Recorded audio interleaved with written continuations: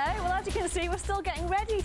Millions of people in Britain are hoping to catch a glimpse when the sun is covered by the moon in exactly a fortnight's time.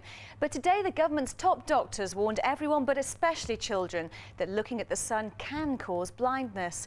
Here's Matthew with more.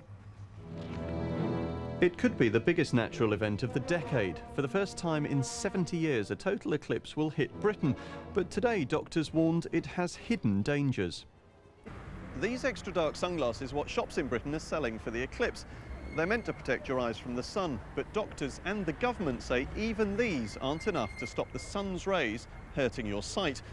And the younger you are, the more at risk you are. The problem is that if you look at it for even 5 seconds, the radiation from the sun can damage the back of the eye, and in worst case scenario can actually make you go blind, so it's not a great idea. An eclipse happens when the moon gets in the way of the sun. In Cornwall, in southwest Britain, it will block out all the sun's rays. The further north you are, the more sun will show through. Whenever any of the sun shines through, it's dangerous to look at it, even with special glasses. Now, if you do want to go outside to watch the eclipse, you're going to need 2 bits of card like this. One's got a very small hole in it. Stand with your back to the sun and watch the image of the eclipse on the card. John and James, who both live in Cornwall, have had special lessons at school to teach them how to watch the eclipse. They just say that it's dangerous for your eyes if the glasses that you're wearing just have one pinhole or scratch. It can totally ruin your eyes.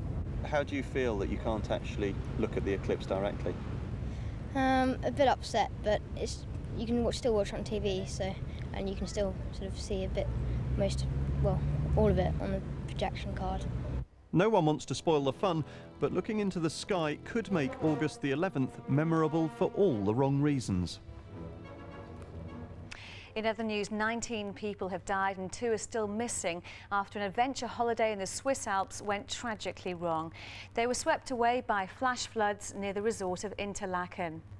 Members of the group had been taking part in a sport called canyoning, which involves abseiling and swimming down river rapids and waterfalls. Investigators will now review whether the sport can be made safer. More of today's headlines.